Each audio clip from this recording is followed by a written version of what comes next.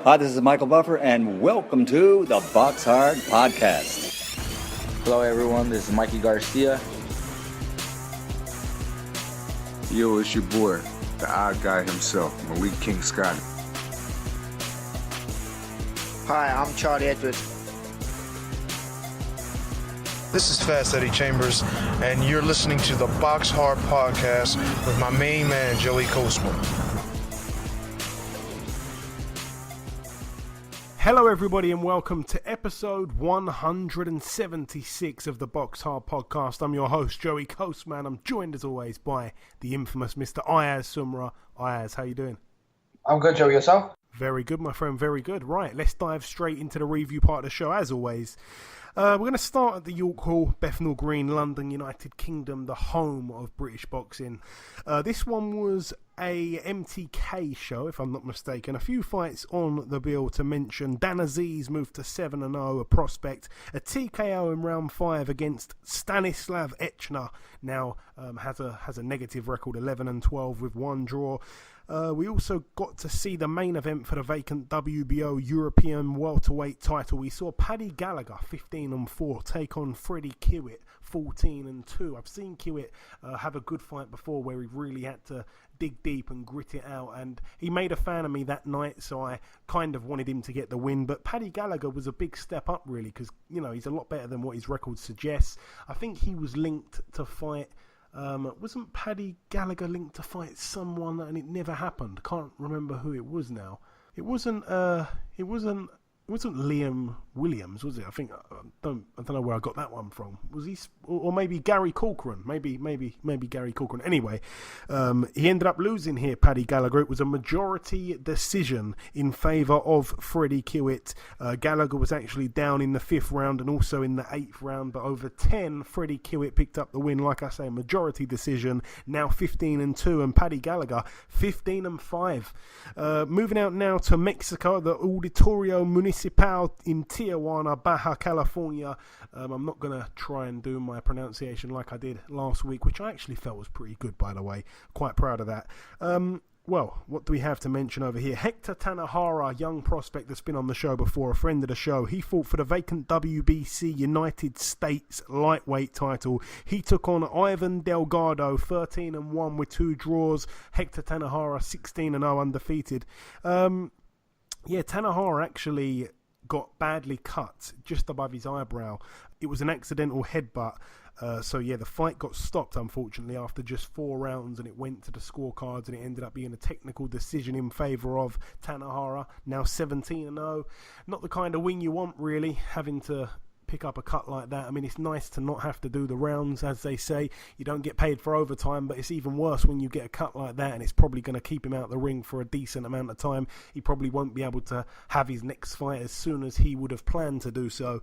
So that can be very unfortunate. The main event over here, Brandon Rios, 35-4 with 1 draw in fight number 41 against Humberto Soto, who was actually having fight number 80, 68-9 with 2 draws. It ended up being a unanimous decision over 12 rounds in favour of Mr. Soto. I believe he's 38 years of age now. He's been in so many fights, way past his prime. Brandon Rios, even perhaps more past his prime.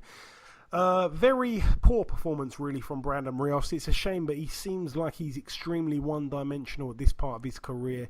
I just don't think he's got it anymore. I don't think he's got the legs. I don't think he's really got the boxing brain. I'm not going to sit here and say he's always had a fantastic boxing brain, but I know that he did know how to avoid the odd shot here and there. I know that he had more in his locker than just coming forward and trying to bomb people away. You know, I mean, he could box a bit when he wanted to, but it just seems like he doesn't have that in him anymore. And for me, I think he should retire. He's been on the show a couple times before. He is a friend of the show, but for me, he looked awful against Soto, and he would have destroyed Soto perhaps 5 years back, something like that, but he seems to have lost something dramatically, and you know, it's been a very rapid decline for him. Moving out now from that one, it's crazy because one thing that came to mind, the two cards that we got to see on TV last week. We got to see the Brandon Rios fight, and the main event obviously was between Rios and Soto, two guys at the very end of their careers. That one was a main event fight, and one of the fighters, Rios, I think needs to retire. So that was one fight that was shown on TV, and the other fight, of course, which we're going to talk about in a minute, James DeGale, again, he said it himself, if he loses, then he needs to retire. So we got to see two fights that were, you know, bigged up as real big fights, but really, at least one of the fighters in each fight needed to retire should they have lost, and they did lose. So it's not brilliant TV. Anyway, leaving Mexico behind, moving out to the O2 Arena in Greenwich, London, United Kingdom. I was there for that one. We got to see Anthony Kakachi move to 17-1, a win against Alan Castillo, who's now 26-8. That one was a points win over 8 rounds.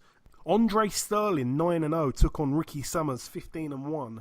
I said it on last week's show, Andre Sterling didn't really have any standout wins on his record, whereas Ricky Summers, I suppose, didn't really have any standout wins either, but he did lose to Frank Buglioni, and he gave him a good fight, and I said he's got a great jab. Well, anyway, I mean, the judges didn't really do him any favours. He ended up dropping Sterling in the second round, and from that point onwards I thought, wow, he's going to have it in the bag. But no, I wasn't really scoring the fight, and to be honest, I wasn't really watching the fight too much, but it seemed to be some decent action here and there, and Ricky Summers ended up losing unanimously over 10 rounds, so Andre Sterling moves to 10-0. He gets dropped in the second, gets up to win it on points on all 3 judges' scorecards. Credit to you, my friend. Can't really ask for much more education than that.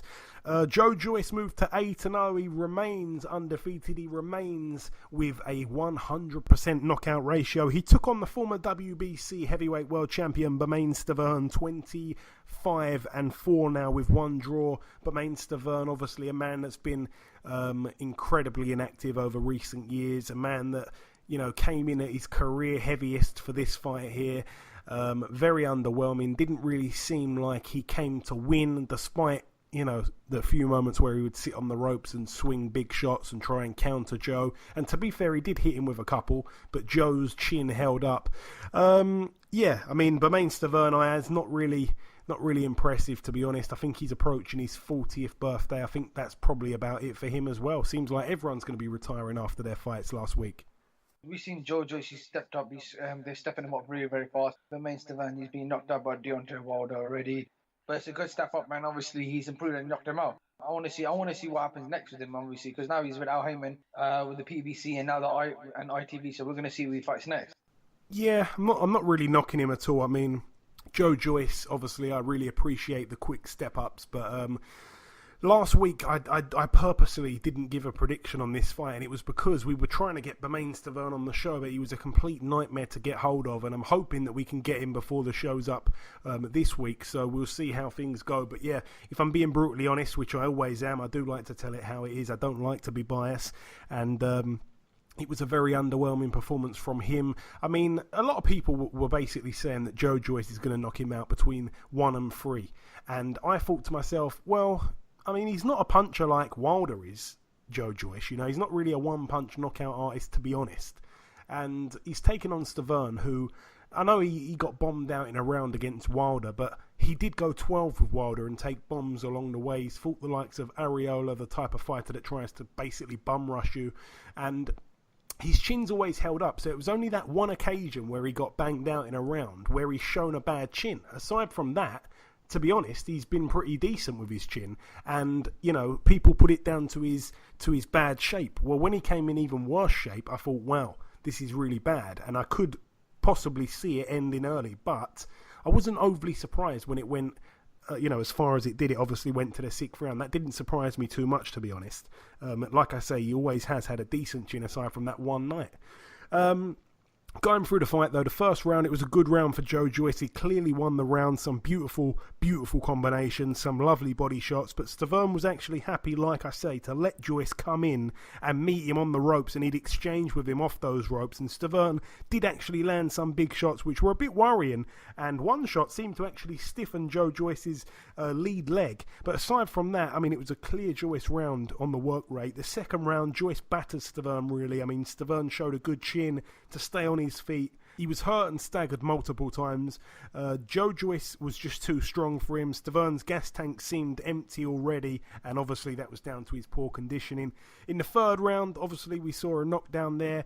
It didn't really seem a real heavy shot. It was a straight right hand to Staverne's temple. It was one of those ones that takes away your balance. So a 10-8 round. The pace did actually slow, though, after the knockdown from Joyce. Many were quite surprised that Staverne was able to get into round 4, like I say. And in the fourth round, it was weird because Staverne seemed to get a bit of...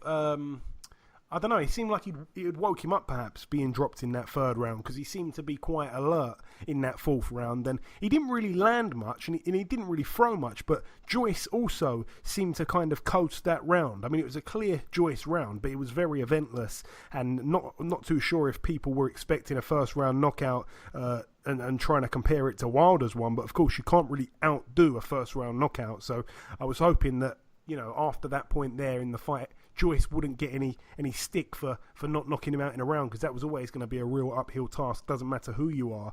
But going into that fifth round, it was another Joyce round. I mean, it was very laboured. It was quite a boring round, to be honest, but a clear Joyce round. And the sixth and final round, Howard Foster did step in. I mean, Joyce was just hitting Staverne a bit too often. From where I was sitting, it didn't really initially look like the best stoppage ever, but fair enough. I mean, it was only going one way. Staverne didn't seem too upset really himself with the referee's decision. So Joyce, like I say, 8-0 now with 8 knockouts. Joyce didn't really look as good as everyone was hoping he'd look, but like I say, he also fought a fighter that nobody expects a 7-0 fighter to even think of fighting. So fair play in my book to Joe Joyce. Many, many big nights for him ahead, as you said, Ayaz. Moving up the card once again, we got to see Lee Selby 26-2, moved to 27-2, a unanimous decision over 12 rounds against the American tough man Omar Douglas, 19-2, now 19-3. Douglas gave him a real fight. I mean, I was kind of thinking to myself, welcome to lightweight, Lee. Obviously, he's decided to move up the 2 weight classes rather than 1, and that was always going to be quite challenging, even against a guy like this. It was for the vacant IBF Intercontinental Lightweight title, so you'd imagine Lee Selby would get a world ranking pretty much straight away.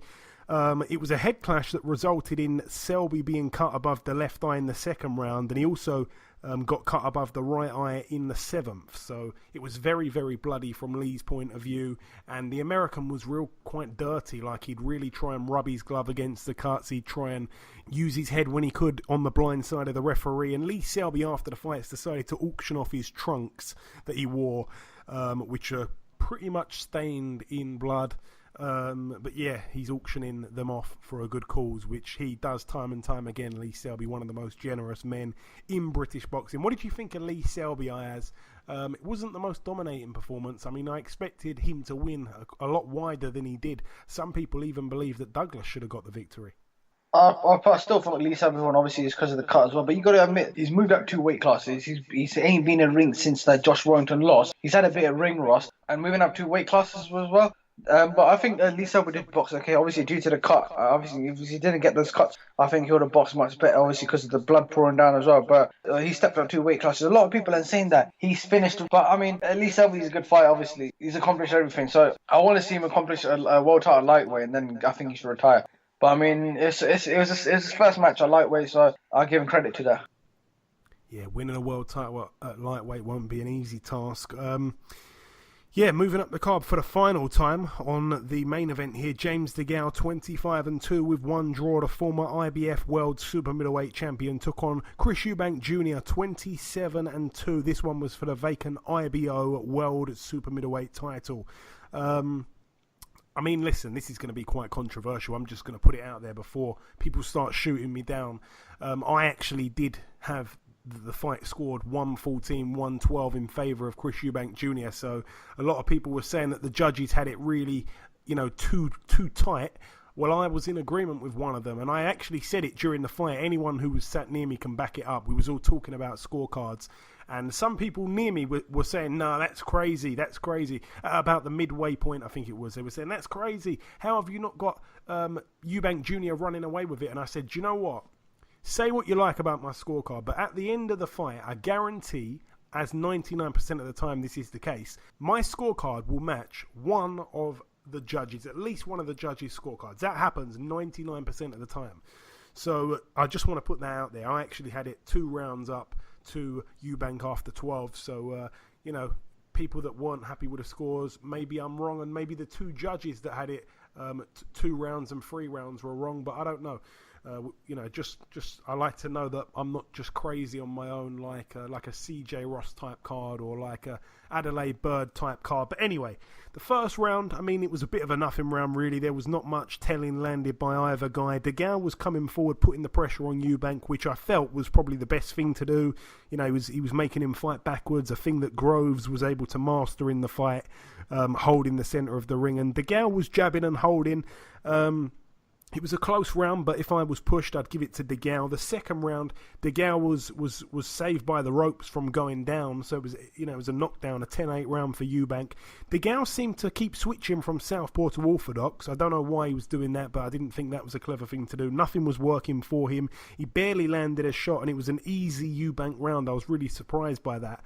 The third round, a Dirrell round for me. I mean, he was able to get the centre of the ring towards the end of the round. It was another close one, in all honesty.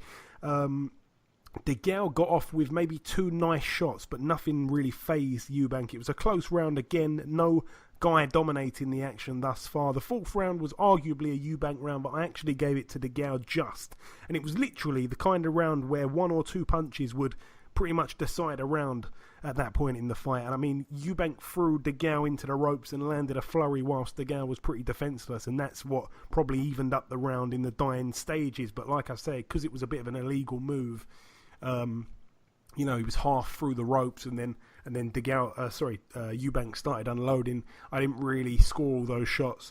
In the fifth round, Eubank barely landed a glove in the first half of the round. Dirrell didn't do much in terms of landing punches, but his jabs were effective, and he would hold when Eubank got close. And Eubank did get a little combo off in the dying stages, but I'm not quite sure it was enough to win the round. It was a very hard round to score, and I actually gave it a 10-10. So that's how I had it after 5. Going into the 6th round, I gave that one to Eubank. It was another close round, but he did land a nice power punch. Once again, 1 or 2 punches would literally swing around to either guy.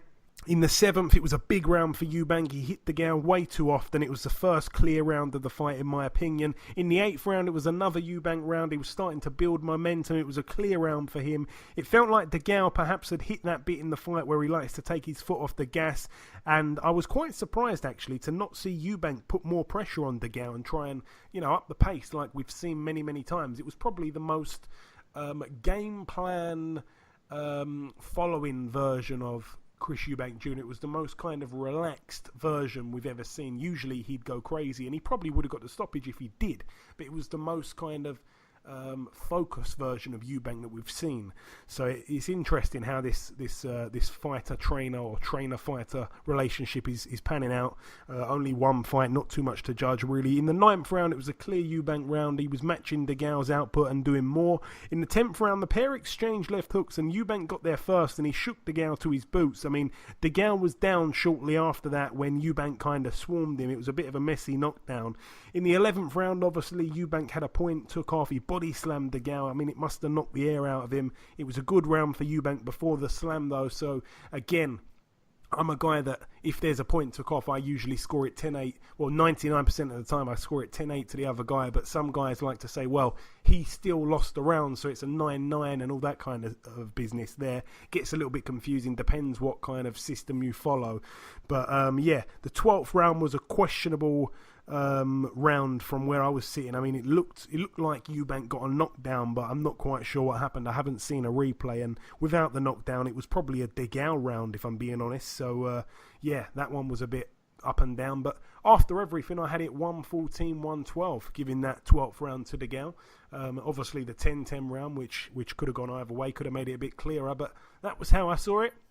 And I was delighted to hear one of the judges had it the exact same, so I didn't feel like Billy No Mates. And the other judge had it 115-112, and the other judge had it very wide. Some some people agree that it was as wide as that. I'm not quite sure it was as wide as that. But, Ayaz, what did it look like from the TV point of view? I didn't hear anything that George Groves said. I didn't hear any of the post-fight interviews or anything at all. So please update me what you thought of the fight and perhaps what got said that could be looked at as quite controversial. Obviously, a great win for you, Chris Eubank Jr. Obviously beating James DeGale, a former two-time world champion at super middleweight. To me, after watching on TV, I mean, seeing James DeGale, he did not look like the James DeGale that we knew. Obviously, when watching it on TV, when he fought Badou Jack, brilliant performance. I think since the Badou Jack fight, he has not looked the same. Obviously, the first loss to Caleb Truax, and then he won against Caleb Truax on a very close fight. I mean, he's had a very tough couple of fights he's had in his whilst when he was boxing. What I'd like to see him do now, I think he's accomplished everything in boxing, and I think that it's time for him to hang up the gloves. Obviously, I mean, obviously, I said last week that Chris Eubank Jr. will win on points, which I believe they did, which he did. But I mean, I like James DeGale. He's done a lot, and I wish him all the best. Yeah, I mean, you say there, Ayaz, that we knew that Chris Eubank Jr. was going to win, and, myself and you both thought that, but the listeners, of course, went with DeGale on points. That didn't happen. I went with Eubank with a late stoppage. That didn't happen. And you went with Eubank on points, Ayaz, which I believe was quite a unexpected outcome in terms of what the bookmakers thought and what the general consensus was. People thought if it went to points, it would be a DeGale win, and if it ended in the distance, it would be Eubank by stoppage. But a good prediction from yourself there, Ayaz. We also all went with Selby to win on points, which of course happened. So 2 points game for you, Ayaz. 2 out of 2, 100%. And myself and the listeners only getting 1, so a 50% prediction rate for us. Did I hear that DeGale perhaps thought he did enough to win, or am I making that up? Yes, he did thought he won the fight, but obviously we knew that Chris Eubank Jr. won the fight. Chris Eubank Jr. was way ahead, in my opinion, and I thought Chris Eubank Jr. obviously was beating him. Obviously, the 2 knockdown as well. Obviously, even though they got the 1 point deducted, he still won the fight, in my opinion. Yeah, very clearly. And yeah, I agree, Ayaz. I think I don't want to take too much away from Chris Eubank Jr., but I don't really think it was a case of a brilliant Eubank Jr. I actually just think it was a very poor James DeGale. And, it's not harsh to say he should retire, because he's the man that actually said those words himself. He was the guy that said, this is the retirement fight. If I can't win, then I may as well retire. So he said it, and I haven't seen any announcement, but I'm guessing he probably will retire. I don't really see any other fights out there for him. I mean, if George Groves hadn't retired, I think the rematch could have been there for him, even if he lost this fight here. Caleb Truax's third fight, if Caleb Truax beats Peter Quillin, I don't know about that. But yeah, other than that, he hasn't really got anywhere to go. But he has had a fantastic career. He reigned on 2 occasions, a 2-time IBF super middleweight world champion. He had many, many good fights, many, many good performances. He went out on the road various times, and he had some big fights back over here. And he was the first British man to win an Olympic gold, then go into the pros and win a world title. He did it before Anthony Joshua. He's the first ever to do it, so that is quite an accomplishment right there. So yeah, credit to him. He's a friend of the show. If he does decide to call it a day, then fair play to him. He's been a great fighter. I've been at many of his fights, so yeah, it's probably the right thing to do, to be honest. And sad that he didn't go out on a win, especially over Eubank, but it is what it is. I feel like there was maybe one thing that I should have said actually beforehand, but I'm just going to say it now. When we were sat there ringside, and we were, well, not ringside, I wasn't actually sat ringside. When we were sat there in the venue at the O2, we were thinking about and I brought this point up. I said, when was the last time James DeGale, because people were saying, he's going to beat Eubank Jr. Even people like Carl Frampton, and I think it was Jamie Moore, were tweeting that DeGale to win on points is printing money. I was thinking, what the hell? That's just not happening. I couldn't see that happening. Hence why I went with Eubank to win by stoppage. But I asked a question to the guys around me, and I said, when was the last time DeGale won a fight convincingly? And you've got to go back in time. And I'm talking about against a good fighter. I mean, he beat in his last fight Fidel Munoz. He knocked him out in 3 rounds on an undercard in America. That doesn't count. Before that, he beat Truax in the rematch. It wasn't very convincing, though. The fight before that, he fought Truax and he lost, and it was pretty dominant, one-sided. in favour of Truax that night. And if you put the two fights together, the 24 rounds that they went, Truax won more of those rounds than James DeGale did. The fight before that, the Badou Jack fight, many people felt he lost. I felt it was a draw. But anyway, a real tough fight. That's not a win. And then he took on Rogelio Porky Medina. A lot of people felt that Medina probably did enough. I didn't think that he did enough, but it was a close fought fight. It was a hard battle. Especially when you look at what David Benavidez did to Porky Medina. The fight before that, Lucian Bute, again, not a completely dominant fight from James DeGale. Andre Dirrell was the fight before that one. Remember, he was able to drop Dirrell twice in the second round, but aside from that, he took his foot off the gas massively in the mid-rounds and let Dirrell get right back into it. It wasn't dominant. And then the fight before that, which was 2014 in November, he knocked out Marco Antonio Periban, who wasn't a fantastic fighter, but he did it in 3 rounds. That was probably the best win, the last dominant win, before he's going in there against someone like Eubank Jr., who, if you decide to take a few rounds off, you're shooting yourself in the foot. I just couldn't see it, and it wasn't to be. But anyway, let's leave that fight card there. Let's move out now to the final fight card. Well, there's 2 actually to mention before we wrap up the review part of the show. Let's start in the Minneapolis Armory in Minnesota, USA. This one was the Anthony Dirrell card. Anthony Dirrell now 33-1 with 1 draw. It was for the vacant WBC World Super Middleweight title against Avni Yildirim, 21-1. This fight is pretty poor, really. I mean, I said that neither guy really deserves to become a WBC World Champion. Callum Smith would be looking at those guys licking his lips. Well, I've heard that David Benavidez will actually be the first man to get a crack at the winner, which of course ended up being Dirrell. It was a 10th round technical decision. Dirrell got cut and then they had to stop the fight. I think it was a lot of people were moaning. I haven't even seen the cut, but I think it was quite a small cut, and then Dirrell made a meal of it, apparently, which doesn't surprise anyone. And then the fight got stopped, so they didn't actually go to 12 rounds. But from what I've heard, it was extremely competitive. And you've just got to look at what Chris Eubank Jr. did to Yildirim. Do you know what I mean? So, unbelievably, the IBO world title currently holds more value than the WBC world title in the super middleweight division. I mean, it's a joke.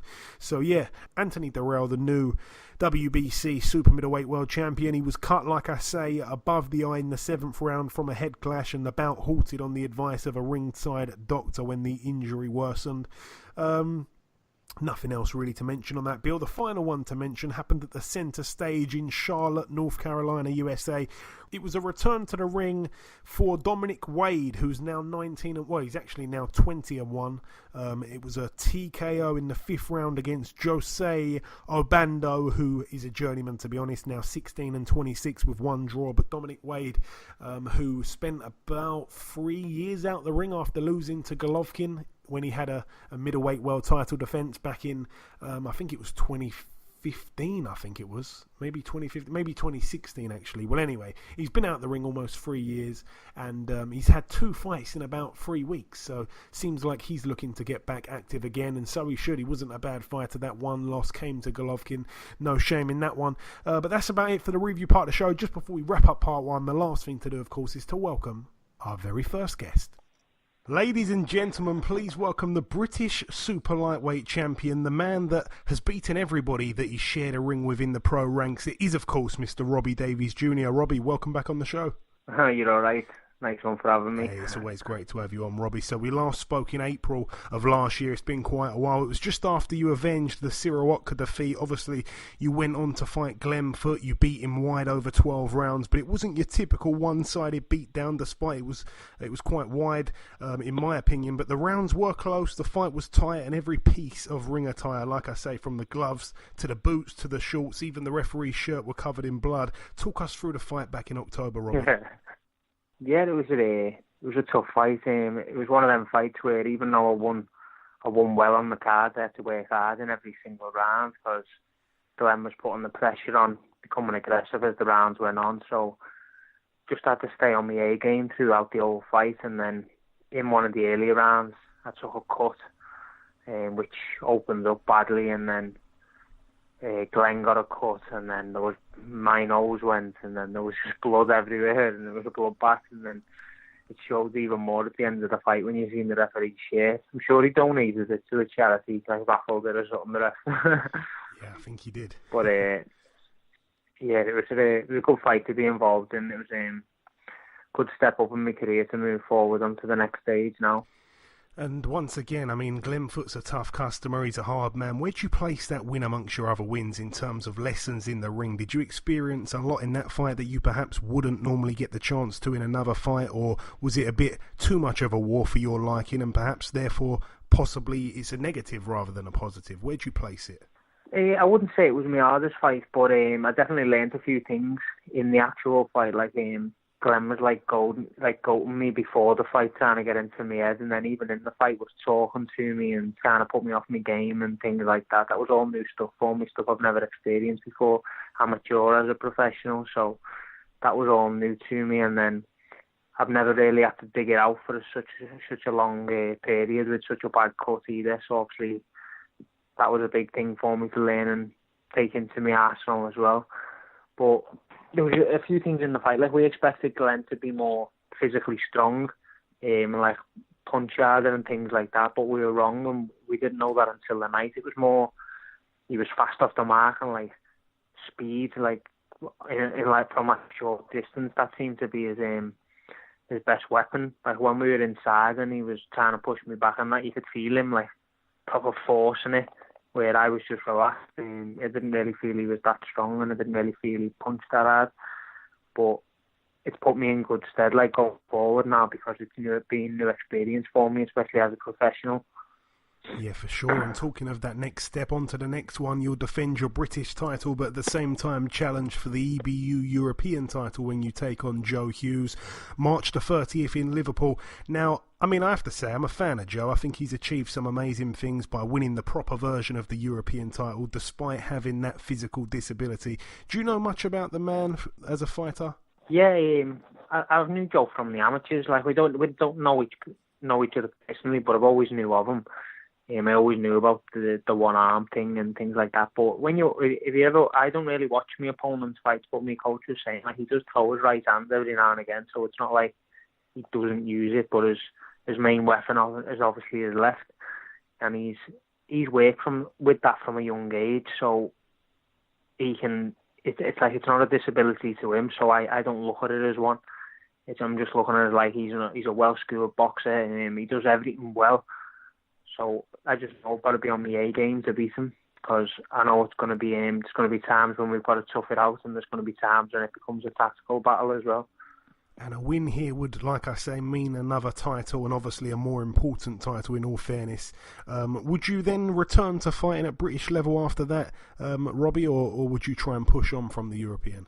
Well, I've said in past interviews, like earlier in my career, I was kind of taking charge of my own career and doing everything the way I wanted to do it, and I kind of stagnated a bit, and I was stop-start. I was trying to find my way on TV shows and things like that, even regardless of having a big following anyway.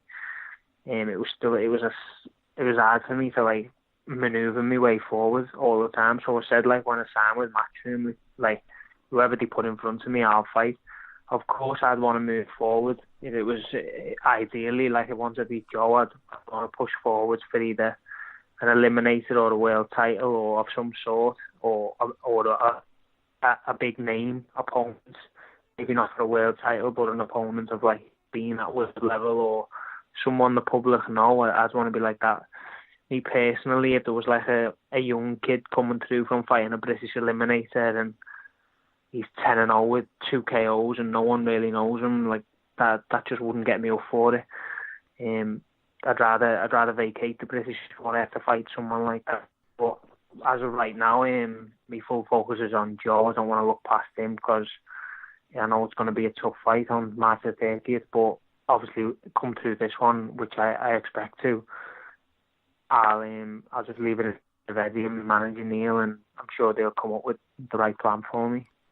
And the fight, as we say, will take place in Liverpool. You've got such a fan base there. I mean, you shared a little crazy story about how you've actually had to personally drive around yourself to buy tickets off of other boxers fighting on the show, simply to be able to provide those tickets to your supporters. I mean, that's such a cool thing. Yeah, it's literally because I didn't have the glams of being a top amateur and going straight into the big shows. I started on the smaller shows, and my fan base built up of people actually seeing me on non-TV shows or word of mouth, people coming to see me. And then I was always driving around, dropping tickets off then, and now I've got to the higher stage and I'm on the big stage, and I feel like it's unfair for me to say to them there's no tickets left after they've been following me for all these years, and the amount of tickets that I was given wasn't enough because I do well with the tickets. I wouldn't say I'm a mad ticket seller selling thousands, but I do good with them. Do you know what I mean? Or some people will come and watch me that don't even know me, but so them ones don't have to get them off me. Do you know what I mean? They'll just be coming to watch me, but they don't know me personally. But the ones that do know me personally, it was like a bit of a rush when I only got like so many 100 tickets, and then they were still trying to get rid of them. But I know like basically every fighter on the show. So what I was doing was I was message them and saying like, you're having trouble getting rid of any tickets. You can keep the commission. I don't even care about it. I literally only want your tickets to give to another one of my fans. Do you know what I mean? So I was flying around. The only thing it took me was a bit of my time away. There was nothing else, but that's the least I can do for all the support they give me over the years. So I don't actually mind it at all. Yeah, that's a great thing, man. True class there. And coming down to the last couple questions, really, Robbie, I know that you really do know your boxing. There are a lot of rumours at the minute regarding the World Boxing Super Series possibly collapsing. Even though they've decided to announce a couple of dates, people still quite unsure. One fight that we hope that we'll get to see as part of the tournament would be Josh Taylor against Regis Prograis. Who wins that one in your opinion? I think it's a good matchup because Prograis is he's like slow-footed and heavy-handed, but he slips and times his shots well. Where if Taylor's the more type that he'll tactically pick you off, and if he's winning that way, he'll stay in that rhythm, and he'll force you to fall short and things like that, and then he'll catch you on fast counters and heavy shots when you least expect it, being a tall, rangy fighter, both southpaws as well. So that's not something you normally see at top level. You never normally see two southpaws going at each other. It's like pretty rare. But I think that sort of fight will be basically who gets it right on the night. I think if Josh comes to his semi-final, which will be a big acid test, I think he'll be more ready for Prograis then, where I expect Prograis to just stop Relic within 6 rounds or something like that, because I don't think he's very dedicated to the sport. He's just a naturally heavy-handed kid, but I think when he goes up against top-level opponents like Prograis, I think he'll get stopped. And obviously you're with Matchroom. Without looking too far ahead, the obvious fight, should you move on to world level after the Hughes fight, would be Maurice Hooker. Do you secretly have your sights set on a fight with him? Yeah, of course. I know he's under the same stable as me, so I'll keep an eye on him. And I have looked at a few of his fights. I've seen fights I've thought he's lost, and he's been given a draw and things like that. But I think he's got better in his last few fights. But even though he's looked better in his last few fights, I still don't think the opponents he's beat are very good. They've got people that are like 21-0, but the record is like against people that have won 10, lost 10 and things like that. Like they haven't beat any. They're 21-0 and never fought for a title. And he's getting them, bashing them up, and it's making like your everyday boxing fans that don't really look into too much detail, they're just saying, oh, he's just knocked out a 21-0 kid and things like that. Like even that Alex Saucedo, who he beat in his last fight, where he was just dropped and then got up and beat him. Saucedo had like 20 fights against no ones, and then like had 2 or 3 fights against average opponents and got a world title shot against them because he had a massive following. And even though it was a life and death fight for him and he ended up coming out on top, it was, if you look at it in more detail, Alex Saucedo wasn't that good anyway. So he'd definitely be on my radar if I got the opportunity to fight him. And usually I like to end an interview on a prediction for an upcoming fight, but you're not really that type of guy, Robbie. So instead of the prediction, I just really wanted to give you a chance to send out like a thank you or a message to anybody that may be listening that's part of your ever-growing fan base. Yeah, just anyone that's listening in on this, come down on March 30th. It's looking to be a packed house. And support I can get, I'm always grateful, and it's going to be a good journey to the top. Very well said, my man. Listen, Robbie, I really want to thank you for your time. Best of luck for March 30th, and God willing, the next time we catch up, you'll be the new EBU European champion. That's the plan. Thank you. Okay, now it's time for part 2 on this week's show. This part, of course, belongs to Ayaz. Ayaz, take it away with the news. What you got? The WBC have announced that Wilder vs Fury 2 will not happen next. Instead, both men will have one warm-up fight in the meantime and will hopefully meet at the end of the year. Yeah, I mean, bad news really for boxing fans. I can't help but kind of blame Bob Arum. I think he wants Tyson Fury to grow his name, have one more fight in the interim to try and, expand a little bit more in terms of his fan base in the US and make the rematch even bigger. But I don't know, it's not really great news for boxing fans. It's a bit of a shame, really. I don't really know. I voiced my opinions on this the other week, and I don't really see the point of an interim fight, but I'm not the guy that makes the choices and makes the decisions, so it is what it is. Vasyl Lomachenko will face Anthony Crolla in Los Angeles. Yeah, April the 12th, that one, which is a Friday night. It's official. It's a fight that, of course, everyone's been talking about for a while. A lot of people, taking to Twitter and having a go at Anthony Crolla. I can't really see the point behind that. I mean, I've always been a bit confused when people do that kind of stuff, but whatever. I mean, each to their own. It's pretty much he's mandatory. He's somehow, I'm not quite sure, but he's somehow managed to get himself in that position, Crolla. And it's a fight that's going to happen. But yeah, I don't give Crolla no chance in hell. I think to beat Lomachenko, you've got to be a crazy puncher, someone like a Comey, someone like trying to think of another lightweight that can really bang. Maybe someone like a Mikey Garcia. But yeah, Anthony Crolla's not a power puncher or anything like that. So it's a complete... I mean, he's probably going to retire after this fight because I don't know how much fight he's going to have left in him. But he is a gutsy guy. And to be honest, after boxing, he needs to write a book or have a movie made about him because his life and what he's had to go through has just been unbelievable. It's just incredible to think that he had a world title fight lined up. Then he got hit over the head with a paving slab, had to pull out.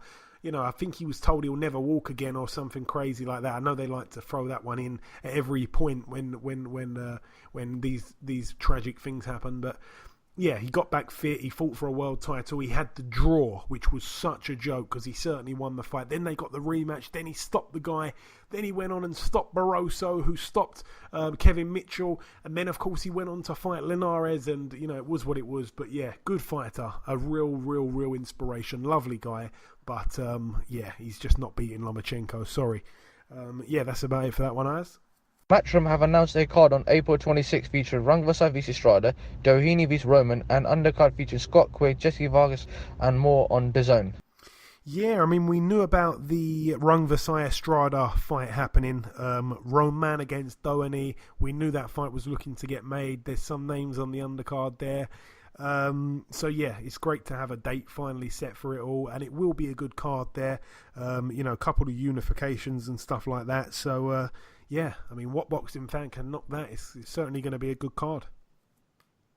The World Boxing Super Series have announced their semi-final schedule. On April 27th, Regis Prograis face Relic and Anita Donaire vs Tete.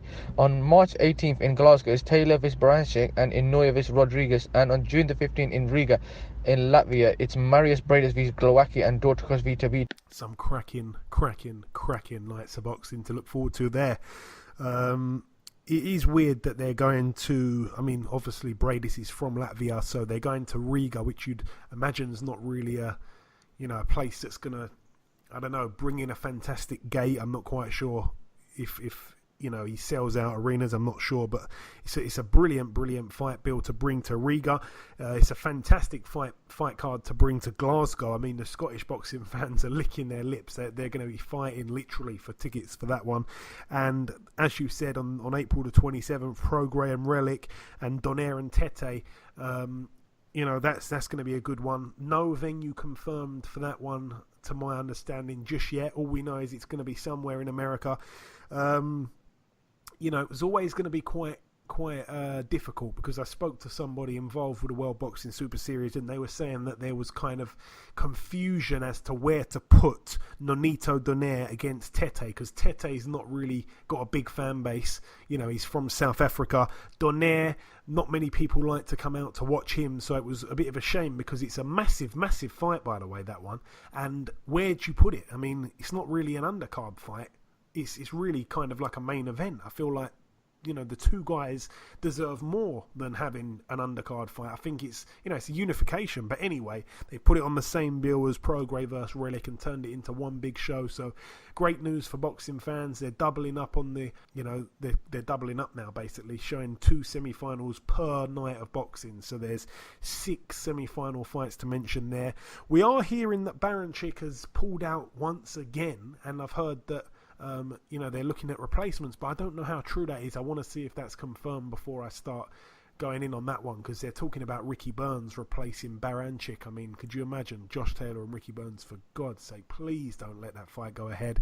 But yeah, that's about it. Is that it for the news, Ayaz? And that's it for the news. Okay, right, let's go through the preview part of the show now. Not really too much to go over. We're going to start tomorrow, Friday the 1st of March in Australia, at the Melbourne Pavilion in Flemington, Victoria. We get to see Junlong Zhang, a southpaw heavyweight, undefeated, 19-0 with 19 knockouts. He was a decent amateur, and he's been knocking everyone out. So it's going to be interesting to see what happens with him. The only bad thing is that he still hasn't got an opponent. It's a TBA, and it's a 10-round fight, so it's not going to be a great opponent, and it's probably going to be 20-0 with 20 knockouts. I think he's about 35, 36, 37, maybe like late 30s, something like that. I'd like to see him get a big fight before he ends up retiring, but not quite sure that they're really caring about big fights with the types of guys this guy is fighting. But he may be the best thing since sliced bread. He may be absolutely awful. Moving out to Germany, this is a fight where I'm actually looking forward to this one. Some people probably don't agree with me, but for me, this weekend, there's some real interesting fights. And this one here is very interesting. Topping the bill at the Maritim Hotel in Sachsen-Anhalt. It's going to be on German TV. It's not even a Sauerland show. It's SES Sports Events. I've never heard of them. But anyway, top of the bill, Ajit Kabayel, 18-0.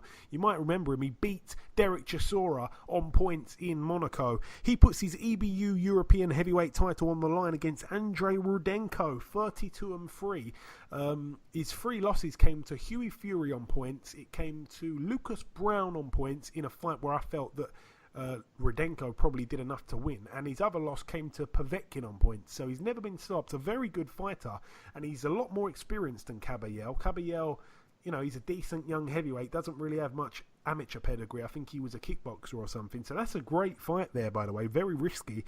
And on the undercard, Tom Schwartz, the heavyweight prospect, I think he's only about 22, 23, maybe 21 years of age. He's got 23 wins, 23-0 for the WBO Intercontinental Heavyweight title. No opponent just yet. That's a 10-rounder there. Moving out now to the East of England Arena in Peterborough, Cambridgeshire, United Kingdom. This one is going to get shown on Sky and the Eddie Hearn Matchroom show. Again, a couple of decent little fights on this one. One in particular I'm really looking forward to. Let's start with the undercard, though. We get to see Kez Ashfaq move to hopefully 5-0. He's 4-0. It's a 6-rounder against Fadili Majiha, who has a record of 23-11 with 4 draws. Seems like Kez Ashfaq's, you know, really kind of stalled his whole career. Like he turned pro with was it Haymaker Ringstar? Then he never really had a fight for ages. It seems like all the other Olympians are pushing on really fast, and he's almost the forgotten one.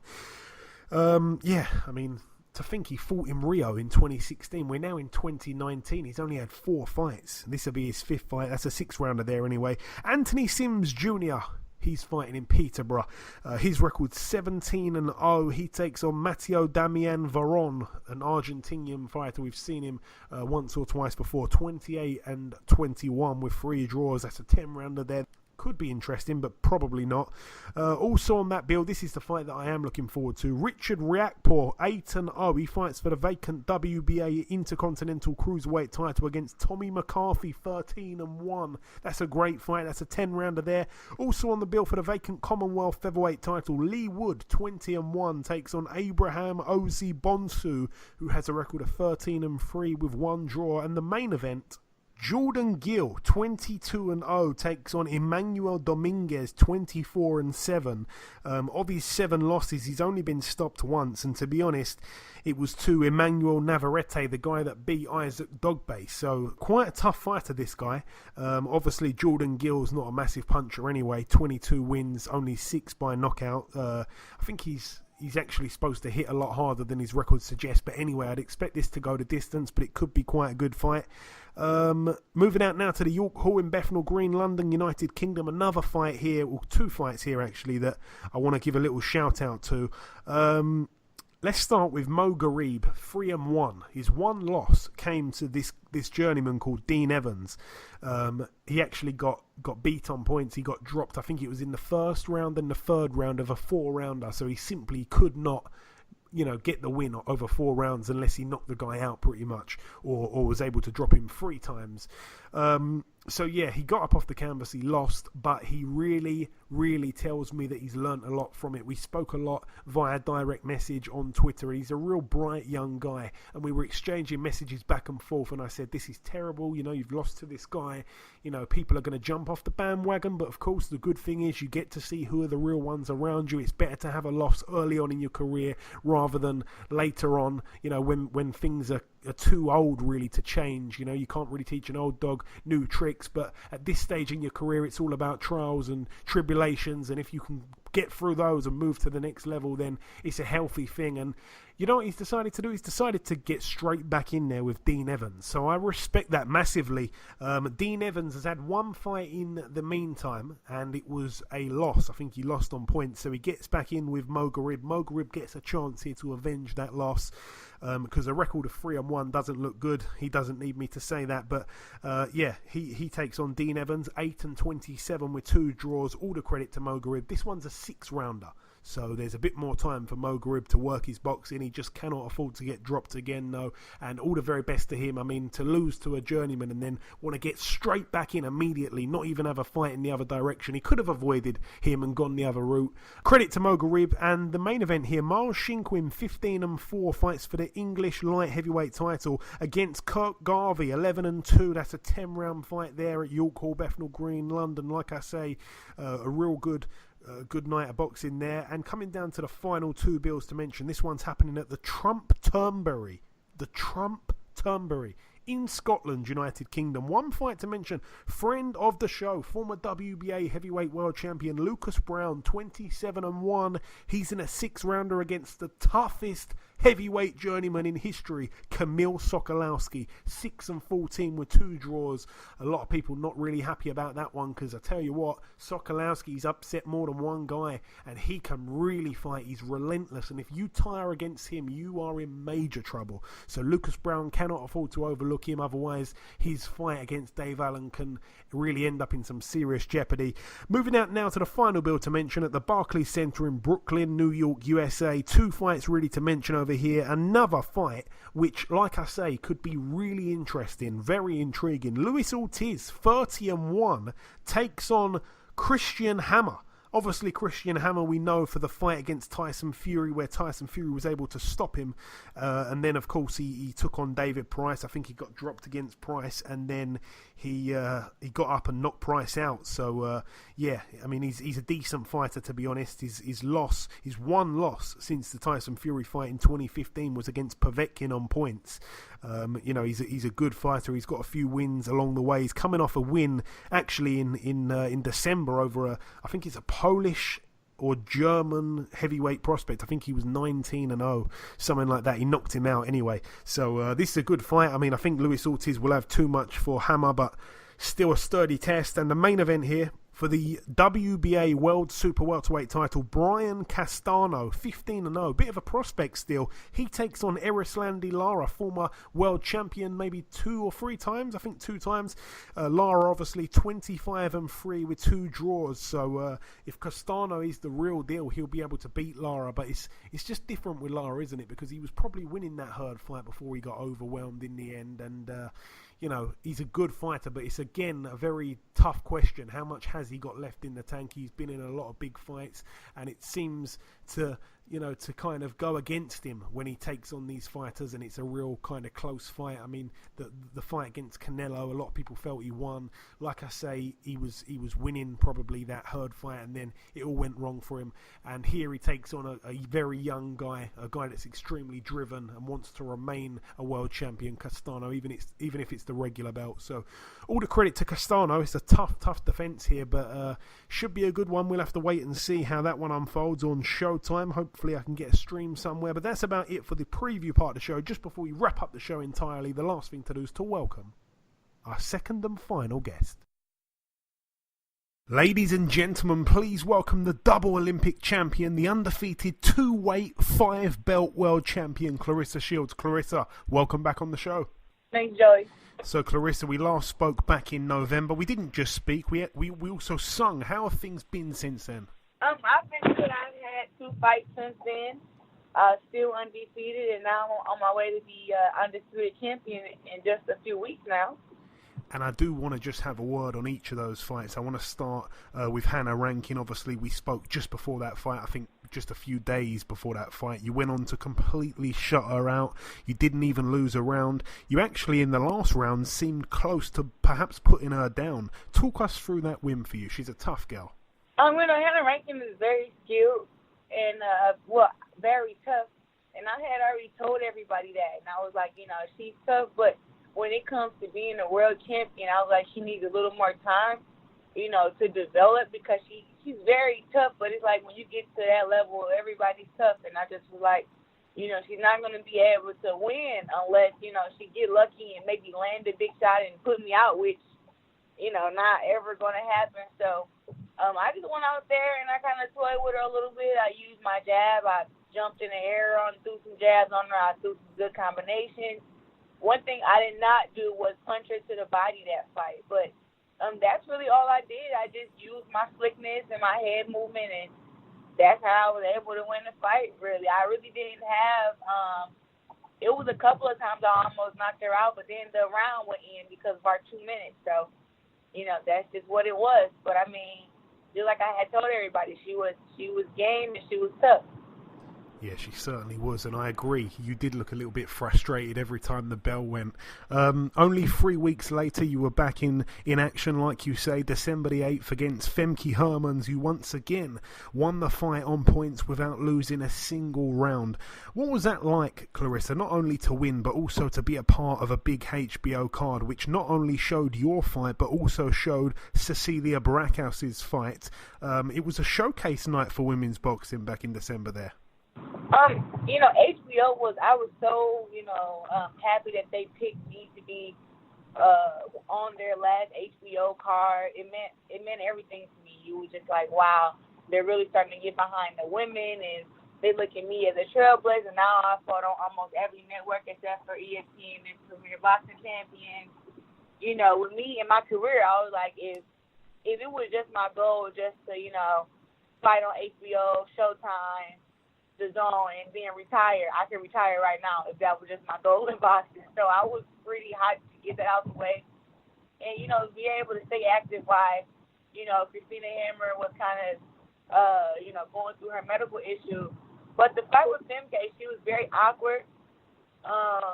She didn't have a lot of power. She was very awkward. It's like different getting ready for a fighter that's awkward because they don't make any boxing moves. They just kind of just try to land when they can and run in, and it's different trying to calculate that than it is, against the boxers who actually, had like a certain way that they fight. Like, she switched back and forth, southpaw to orthodox, and, she was just very awkward. But once again, I just used my combination, made sure I didn't get head-butted, I threw a lot of body shots on her because I wanted to make up for not throwing any body shots in the fight against Hannah Rankin. And, I did exactly that, and I almost knocked her out a couple times, too. But then it really came in the 10th round when I almost got her out of there. But, the bell rung once again. Once I hit her and she was kind of out of there, I jumped right on her, and the bell rang to end the round, so. Unlucky. But on to the next one. This is a fight that you've wanted for a long, long time now. It's for all the belts. You're free, and Christina Hammer's WBO title. Winner takes all. April 13th on Showtime at the Boardwalk Hall in New Jersey. The same venue where Arturo Gatti fought Mickey Ward in, I believe, their second fight. But this venue has got some real history. I mean, your promoter Dimitri Salita boxed there. Evander Holyfield boxed there a few times. Even Floyd Mayweather boxed there. It's got some real history, this venue. Yeah, I've never boxed in Atlantic City, New Jersey, but just the surrounding areas, Philly, New York, Brooklyn, like, that's my area. I have so many friends and fans and supporters there, so I'm just happy to even be given this opportunity, to even be able to say, like, add my name to this historic event. Like, everybody that fought at the Boardwalk Hall, now I'm fighting at the Boardwalk Hall. It just shows that I could do what the men can do, and then it just added more and more history to my legacy. With all the belts on the line, it's so huge for women's boxing. And then when I fight on a Friday night on Showtime, it's Saturday. They're doing an all access on it. All access on women. It kind of amazes me though, to be honest, because it's just like, are y'all serious? Like, I really did. When I think about getting a match made in women's boxing, I like to think big, but I don't like to disappoint myself. So I didn't even think about all access. I just thought about the fight itself. And then when I thought about the fight, I thought about all, 4 belts. Now they're adding the ring belt to this. And I don't know, they just giving us, giving us the opportunity for everything. And then I feel like I feel like I worked so hard to get to this point in my career that, it's deserved. It's deserved. And I feel like I'm just going to go out there and perform and try to make, women's boxing be higher than it's ever been. You mentioned there about the 2 episodes of the All Access, which is going to happen in the build-up to the fight. What will viewers get to see, Claressa? Obviously, having a camera follow you around for a few days, will we get to see a side of you that perhaps not many people know so well? Yeah, of course. I think people, when they see me fight, they're like, she's so ferocious, and, which I am. And I think people, when they see that, they're like, yo, she's so, so mean and everything, and they kind of think like that I'm not a woman. Like, I get my hair done. I like to get my feet done. Women fighters train just as hard. Like, I'm doing a training camp in Colorado Springs. You're not going to see a lot of my family in the All Access, but you will see, like, maybe some phone calls from them, and you will see, how close I am with some of my boxing brothers, like Shakur Stevenson and my Coach K, like, how we look at each other like we're all just family, and just how close and how much fun we have, like, even while we're in camp. But I think the main thing for me is just showing them, like, hard work. Like, I'm one of those women that, boxing is my only job, and it's been my only job for 13 years. So I, train 2 to 3 times a day. I spar with the men. I do just as hard or even harder workouts. I'm one of those women that run a lot. Like, I do a lot of road work. And so they're going to see that when they think that, women's boxing is not really filled with a lot of competition. So Claressa doesn't have to work hard. When it's like, are y'all fucking crazy? I work my ass off. Every fight, no matter if I'm getting there with a girl who has 8 losses compared to 1 loss compared to 0 losses, I get in there and I train so hard, and I'm constantly hard on myself, trying to improve and be a better fighter. So they're going to see all that stuff in camp, and then they're really going to respect, like, dang, like, she, we didn't know that she was like that, because everybody just thinks that I'm like that. I'm a talent. No, I'm a talent that works hard. Like, talent can be beaten by hard work, and I don't want to be beat, so I put everything on the line when I'm in camp. I just train very, very hard and focused. Yeah, very well said. And just as you mentioned there, the Ring Magazine belt being on the line for the first time in women's boxing history, that's an amazing thing there. Just another piece of silverware to bring home. Two questions in one here that I want to ask you. Do you identify Christina Hammer as your toughest fight of your career thus far? And is she actually the toughest fight out there, period, of all the fights that could happen in all the weight classes that your body can actually get down to? There's always someone to show up and someone else to fight. There's never, I think right now, as far as in my division, she is ranked. You know, she's been the reigning champion for 8 years, so that's who, you know, if I didn't fight her, you know, or if we didn't fight each other, it would always be, oh, who's really the best and why didn't they fight? So this is one of those fights that I definitely always wanted to get out the way and wanted to prove my dominance over her, just so I could make my claim at 160 and not have anybody question with another fighter. So this fight is the toughest fight right now. Plan is to see if I can go down to 154 and hopefully get a super fight with Cecilia Brackett and me and her fight at that weight class. For me, it's not really about the belts at 54. Of course, I want to be a 3-time division champion, but it's more about the fight with Cecilia Brackett. I just want to, once again, if we can meet there, just fight for the pound-for-pound spot because, you know, I understand why they have her ranked number 1 pound-for-pound because she's the only woman that's undisputed. But it's like, if I was to fight her and I was to beat her, I would be pound-for-pound. I think that it's kind of like time to give the younger one coming up a chance to stake their claims instead of having to, you know, keep having to have the critics of boxing you know, questioning our greatness and questioning women's boxing and questioning, like, the people that fight each other in women's boxing. Like, we need to have the best, fight the best, and that is what I'm, you know, looking forward to. If I was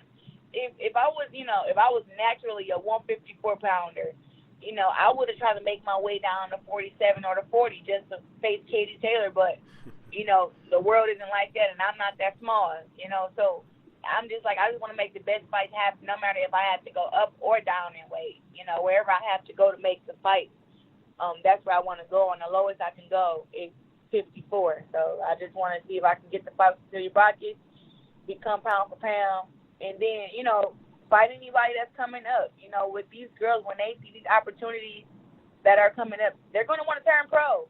And when they turn pro, you're going to have some girls. Now Claressa Shields is not going to be the youngest girl with a belt. You're going to have some young, hungry lions coming up, and we're all going to have to fight them and face them and, you know, and stake our claims against them. So there always will be someone new coming up the way that women's boxing is going right now.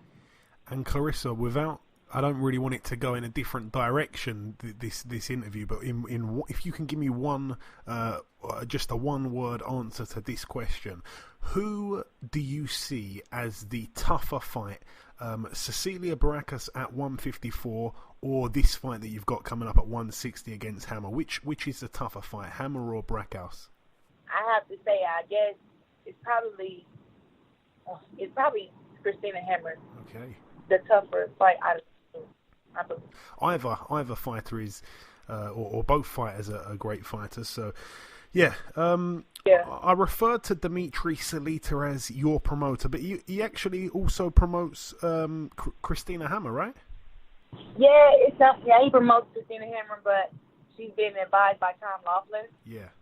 Now, so he's still her promoter. It's just she felt more comfortable having somebody else in the mix and felt like, you know, they were just Team Shields, which I understand why she felt that way. She's not from here, and you know, they've been putting everything behind me because that's my promoter, you know, but he's been just as genuine and nice to her as he has been to me. So, you know, she just felt that way. So that's why they're doing that. She's been advised by Tom Laughlin. So, I mean, it's no big deal. I believe it's not.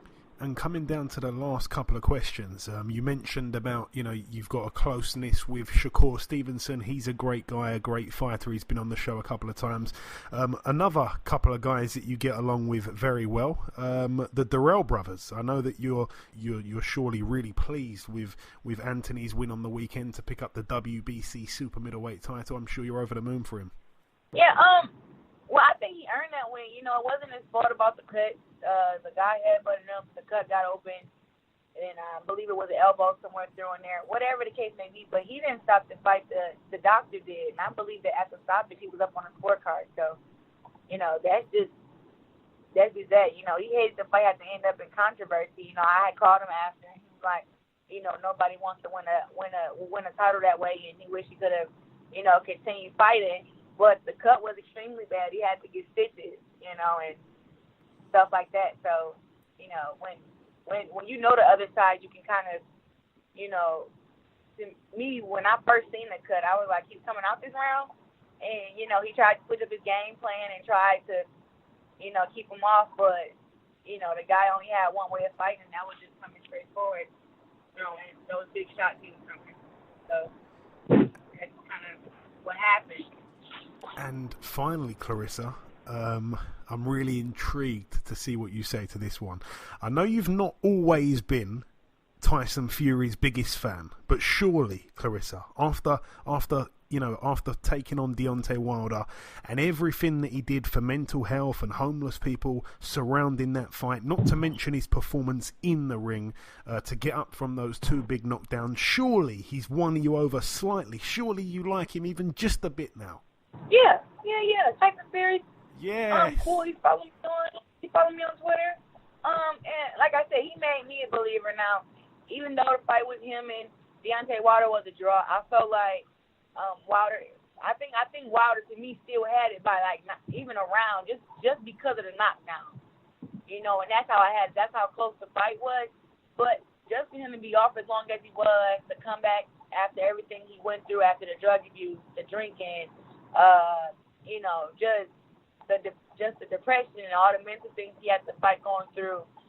It was just crazy to see him come back, all of that, and then on top of that, lose weight and get in great shape and everything to come back and face one of the biggest monsters at heavyweight and, put on a performance like that. I thought, he did a really good job. It was a good fight.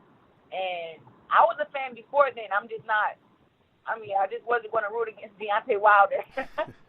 And I'm still not. I'm still not going to root against Deontay Wilder.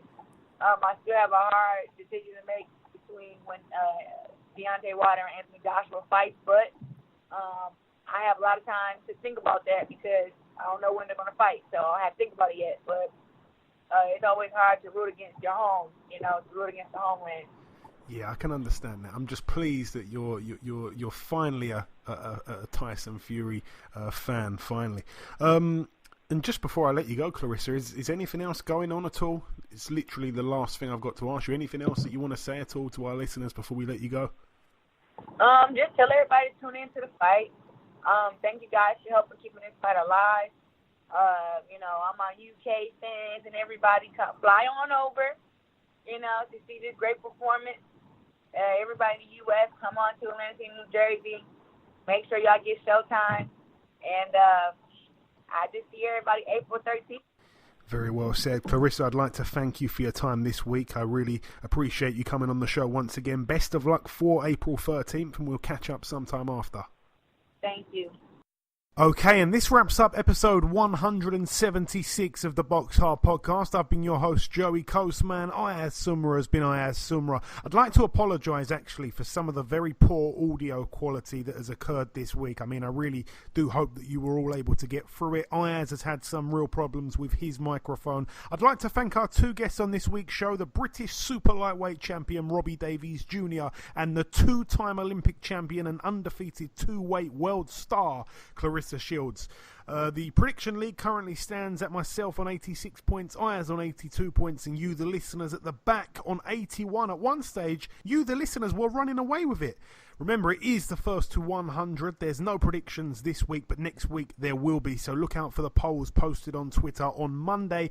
One piece of news that has happened. James DeGale has now decided to retire from boxing whilst we've been recording the show. We pretty much said our bit on him earlier, but once again, we wish Chunky all the very best in his retirement. Thank you all for listening to this week's podcast. You are the greatest listeners in the land. We'll be back next week with another big show as per usual. Until then, take care.